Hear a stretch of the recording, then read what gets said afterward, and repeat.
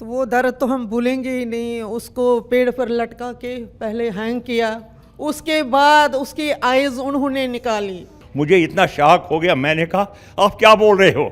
उसने कहा नहीं, मैं नहीं चाहता कि तेरे बच्चों को कुछ होगा। उन काफिरों ने जो हमारे साथ किया है वो भगवान इस धरती पे किसी के साथ न करे।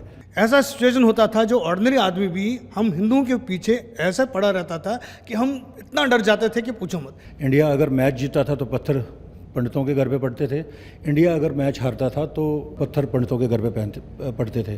पीछे क्या हुआ है, आगे क्या हो सकता है, जब तक देश का नौजवान आज का सतर्क नहीं होगा तो ये कल दोहराया जा सकता है। कश्मीर फाइल्स आप देखते हैं तो जहन में क्या यादें आपके आ जाती हैं? मैडम ऐसा है, मैं जो कश्मीर फाइल है वो तो एक सैंपल है जिसमें कुछ इंसिडेंट्स दिखाए गए, ऐसे तो हज़ारों हैं। और कश्मीरी पंडितों की कम्युनिटी एक छोटी सी कम्युनिटी है, तो हर एक के साथ रिलेटेड है वो। मैं उस पर बात नहीं करना चाहता क्योंकि वो अंदर से ना खून खोलता है जब वो जहन में वो पुरानी बातें आती हैं। मैं केवल इतना अपील करना चाहूँगा देश की जनता को कि इस फिल्म को देखें। कारण ये वी नो कि इतिहास दोहराता है। आज भी देश में, चाहे वो वेस्ट बंगाल हो, केरला हो या और कई जगह हैं, मैं उसमें ज़्यादा विस्तार में नहीं जाऊंगा, ऐसी संभावनाएं हो रही हैं। देश सतर्क हो जाए, ख़ासतौर से जो नौजवान हैं, कि हमारे साथ क्या हो सकता है, पीछे क्या हुआ है, आगे क्या हो सकता है। जब तक देश का नौजवान आज का सतर्क नहीं होगा तो ये कल दोहराया जा सकता है। मेरी यही विनम्र प्रार्थना है आज की यूथ से। सर क्या नाम है? मेरा नाम राजेश शंडू है। राजेश जी, आजकल कश्मीर फाइल्स को लेकर हर वो शख्स जो कश्मीरी पंडितों का दर्द नहीं जान रहा था, उनकी आज रूह कांप उठ रही है। आप लोगों ने तो उसे झेला है, तो कुछ ऐसी याद आपकी जो जी क्या बोलें, ये जो मूवी है इसने हमारे इमोशंस बाहर निकाले। 90 में मैं REC श्रीनगर में पढ़ता था, स्टूडेंट था उस टाइम। इवन कॉलेज से घर आना मुश्किल होता था। और जो लेडीज़ थी, जो हिंदू लड़कियां थी, वो सर पे दुपट्टा रखती थी so that they are not identified.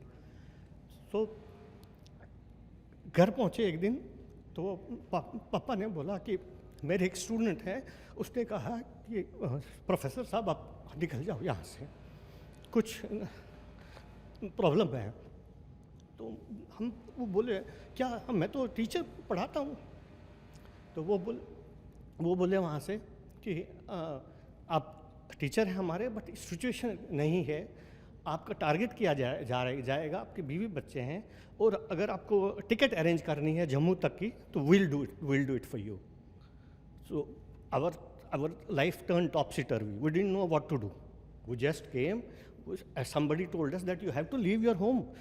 My education in my engineering institution could not be completed. We just packed our bags, my sister, my mother, everything, and we just left. And then just next to, we lived in Habakadal area, and just next to there was somebody who was killed in our mohalla only. So we just left a day before that. And why? Because वो जो electric pole है, electric pole पे एक sticker Urdu में लिखा जाता है, उस उर्दू में आप अगर नहीं जाएंगे तो these are the names, and then we had to leave. And फिर हमारे साथ जो जम्मू में हुआ, and we didn't get anywhere to live anywhere, that is for the movie to tell us. But kudos to this movie that it brought out something which had been buried for 32 years. Can you imagine this tragedy of such mammoth thing had happened and nobody had guts to put that on there? So I should thank these people who have made this movie, that they could do justice to something as, I will say, this is as bad as Holocaust suffered by Jews, but nobody had a voice to do this. Thank you very much.